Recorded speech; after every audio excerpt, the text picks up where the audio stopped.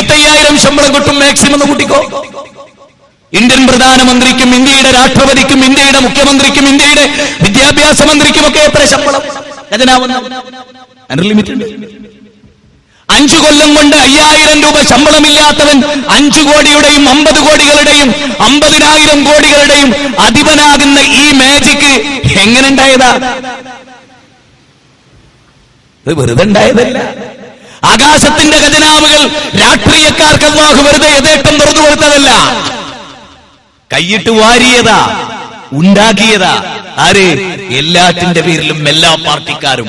ക്ഷമിക്കണം, ഞാൻ ആരുടെയും മൊഗോഫോണായി വർക്ക് ചെയ്തിട്ടില്ല ഒരു കാലത്തും ഒരിക്കലും. അതുകൊണ്ട് പറയാ, പ്രവാചക തിരുമേനി സ്വല്ലല്ലാഹു അലൈഹി വസല്ലമയെ കൊല്ലാൻ അക്കാലത്തെ രാഷ്ട്രീയ മേലാളന്മാർ വാടക കൊലയാളികളെ അയച്ചിരുന്ന കാലം ചരിത്രത്തിൽ രേഖപ്പെടുത്തിയിരിക്കുന്നു കേട്ടോ. തന്നെ കൊല്ലാൻ വാടക കൊലയാളിയെ നിയോഗിച്ചു. ആര്? സഫ്വാൻ ഇബ്നു ഉമയ്യ എന്ന് പറയുന്ന ഒരു മനുഷ്യൻ പ്രവാചകനെ കൊല്ലാൻ വാടക കൊലയാളിയെ. പ്രവാചകൻ അതിൽ രക്ഷപ്പെട്ടു. എന്നിട്ട് ഈ സഫ്വാൻ ഇബ്നു ഉമയ്യയെ പ്രവാചകൻ പിന്നീട് വഴിമധ്യത്തിൽ വെച്ച് കണ്ടു. മാപ്പ് കൊടുത്തു വിട്ടയച്ചു പ്രവാചകൻ. മതം നന്മയായിരുന്നു ഏത് കാലഘട്ടത്തിലും. തന്നെ കൊല്ലാൻ വാടക കൊലയാളി അയച്ച മനുഷ്യനെ മാപ്പ് കൊടുത്ത് പറഞ്ഞയച്ചു പ്രവാചക തിരുമേനി. ക്ഷമയുടെ മകുടോദാഹരണമായിരുന്നു. ഇന്ന് മുസ്ലിം സമൂഹത്തിൽ ഇല്ലാത്തതെന്താ? ക്ഷമ എന്ന് പറയുന്ന കാര്യമാണ്. അല്ലേ? അല്ലേ? ക്ഷമ എന്ന് പറയുന്ന കാര്യം. ക്ഷമിച്ചാൽ ലോകത്ത് എന്തും നേടാൻ കഴിയുമെന്ന് ഇസ്ലാം പഠിപ്പിച്ചു. ഇസ്ലാമിന്റെ തിയറിയാണ്. ഇനി നിങ്ങൾ നോക്ക്, വിഷം പുരട്ടിയ വാളുമായി പ്രവാചകനെ കൊല്ലാൻ ചാടി വീണു ഉമൈർ ബിൻ വഹബ് എന്ന് പറയുന്ന ക്രൂരനായ മനുഷ്യൻ. വിഷം പുരട്ടിയ വാളുമായി മനുഷ്യന് മാപ്പ് കൊടുത്ത് പറഞ്ഞയച്ചു പ്രവാചകൻ.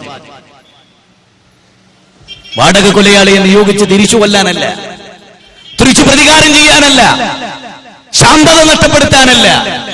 തനിക്ക് നേരെ വരുന്ന ഏതൊന്നിനെയും ക്ഷമിച്ച് നെഞ്ചിലേറ്റി താൻ കാരണം ഒരു കലാപമുണ്ടാകരുത് എന്ന് വിശ്വസിക്കാൻ ഒരു മുസൽമാന് പ്രവാചകന്റെ ജീവിതം മാതൃകയാണ്.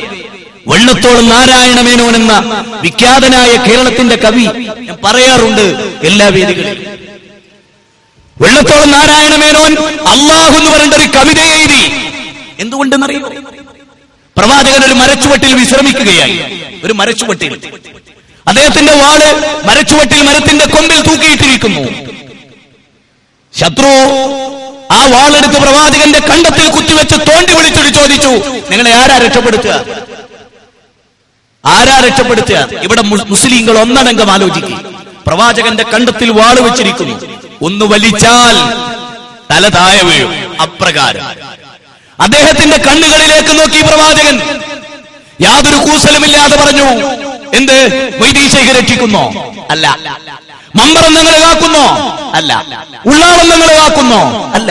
ഇബ്രാഹിം നബിയും ഇസ്മായിൽ നബിയും യൂസുഫ് നബിയും മൂസാ നബിയും എന്നെ കാക്കുന്നോ? അല്ല. കാരണം അത് പറയാൻ റസൂല് സുന്നി ആയിരുന്നില്ല, APK സുന്നി ആയിരുന്നില്ല, വഹാബിയായിരുന്നു. അതുകൊണ്ട് കൊല്ലാൻ വന്ന ശത്രുവിന്റെ മുഖത്ത് നോക്കി വഹാബിയായ റസൂല് പറഞ്ഞു അല്ലാഹു എന്ന്. വൈദീ ശൈഖ് എന്നല്ല. ഈ കഴിഞ്ഞ ദിവസം കൊല്ലത്ത് നമ്മുടെ സ്റ്റേജ് കയ്യേറാൻ വന്നു. എങ്ങനെ വന്നെന്നറിയോ? ബോലോ തക്ബീർ, അല്ലാഹു അക്ബർ, നിർത്ത് നായിന്റെ മോനെ. എങ്ങനെയുണ്ട്? അല്ലാഹു അക്ബർ പറഞ്ഞാ പിന്നെ പറയേണ്ട സുന്നത്താണെന്ത്? നിർത്ത് നായിന്റെ മോനെ. അത് AP സുന്നികൾക്ക് അവർ പഠിപ്പിച്ചു കൊടുത്ത വാചകമാണ്, അല്ലേ? ഏത് സുന്നത്തിലാണുള്ളത്? ഏത് ഹദീസിലാണുള്ളത്?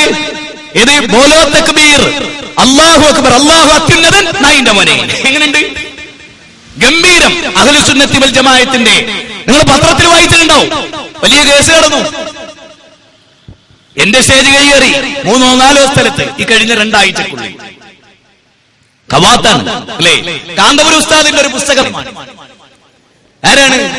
ശൈഖുന ഖമറുൽ ഉലമ കാന്തപുരം AP അബൂബക്കർ മുസ്ലിയാർ. ആരാണ്?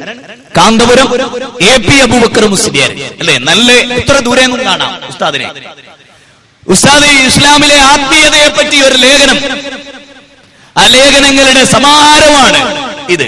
ഈ പുസ്തകത്തിൽ ഞാൻ നിങ്ങൾക്കൊരു കാര്യം വായിച്ച് കേൾപ്പിച്ചു തരാം. നിങ്ങൾ കേട്ടോളൂ.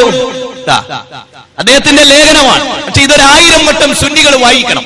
അദ്ദേഹം മർക്കസ് സഖാഫത്ത് സുന്നിയിൽ ഇത് വായിച്ചു കൊടുക്കണം. ലോകത്തിന് വേണ്ടത് സമാധാനം. എന്താണ് ലോകത്തിന് വേണ്ടത്? സമാധാനം എന്നൊരു തലക്കെട്ടുണ്ട് കാന്തപുരം ഉസ്താദിന്റെ. 2007 2007 മനസ്സിലായോ? ഈ 2007 കാന്തപുരം ഉസ്താദ് പറയാണ്, ലോകത്ത് ശാന്തിയും സമാധാനവും നിലനിർത്താൻ മറ്റാരേക്കാളും മതനേതൃത്വത്തിനാണാവുന്നത്. പക്ഷെ എന്തോ നിർഭാഗ്യവശാൽ കേരളത്തിൽ എല്ലാ മുജാഹിദ് സ്റ്റേജ് കയ്യേറ്റത്തിനും താടിയും തലപ്പാവുള്ള മുസ്ലിയാക്കന്മാരെന്ന മതനേതാക്കന്മാരാണ് കാരണക്കാർ. അതെന്താണെന്നറിയില്ല. കഴിഞ്ഞ ആഴ്ച പോലും നിങ്ങളുടെ ഇവിടെ പല മൗലവിമാരുടെ സ്റ്റേജിലേക്ക് ആദ്യം പാഞ്ഞു കയറിയാരാ? മുസ്ലിയാരാണ് കേട്ടോ. കാന്തപുരം ഉസ്താദ് പറയുന്നറിയോ? ലോകത്ത് ശാന്തിയും സമാധാനവും നിലനിർത്താൻ മറ്റാരേക്കാളും അർഹരാര പണ്ഡിതന്മാരാണ്. ഇത് കാന്തപുരം ഉസ്താദ് ആദ്യം സക്കാഫിമാരെ വിളിച്ച് കേരളത്തിൽ മുഴുവൻ പഠിപ്പിച്ചു കൊടുത്തു, എല്ലാ നാട്ടിലും കേട്ടോ. അത് തീരെയില്ലാത്തവരവരാ. കാരണം കേരളത്തിന്റെ ശാന്തി നഷ്ടപ്പെടുത്തൽ പലപ്പോഴും ഇവരാണ് അല്ലേ? ആലോചിക്കണം. എന്നിട്ട് ഇതേനെ ഈ ലേഖനം അവസാനിക്കുന്ന എങ്ങനെ അറിയോ? അതാണ് ഏറ്റവും അത്ഭുതം. നിങ്ങളെല്ലാം മനപ്പാടാക്കണം കേട്ടോളി. നാം പ്രകോപിതരാവുന്നു എന്ന് പറഞ്ഞാൽ, അടിവരയിട്ട് കേട്ടോളൂ കേട്ടോ, നാം പ്രകോപിതരാവുന്നു എന്ന് പറഞ്ഞാൽ പരാജയപ്പെടുന്നു എന്നാണ് അർത്ഥം. ആഹാ, എങ്ങനെ?